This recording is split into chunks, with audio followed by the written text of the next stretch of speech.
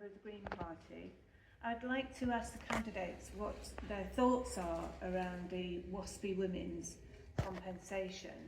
WASPI stands for Women Against State Pension Inequality, if anybody doesn't know, and it's about the women whose pensions were cut without sufficient notice.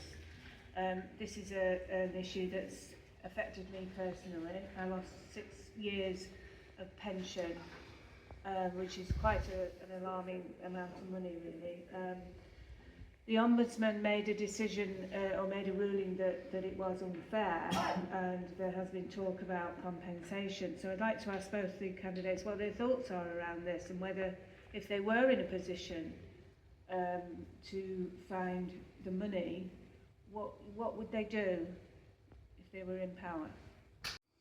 If in power, I think the point is that at the minute we're talking about being a small block of MPs that are making those in power listen, but I think that can be done.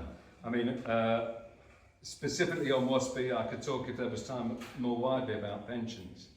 I mean, the decision has been made.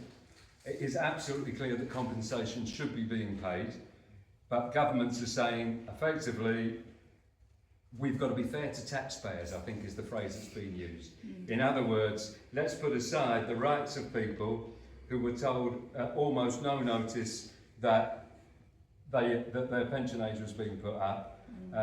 All that's meant, so there is absolutely discrimination that's taken place, compensation that needs to be paid, and obviously my role would be to absolutely demand that. I mean, there's a particular campaign that I've been asked to support over the last couple of days, which you may already been involved in, about the demand for setting up mediation to try to make sure that an agreement is reached. And I've already pledged, obviously alongside the big party leaders of, well, not the big party leaders, the small party leaders, shall we put it, have agreed to do that already, that I've made clear that I would add my name to that as TUC and work alongside the others in campaigning for that compensation. So I hope that makes that clear.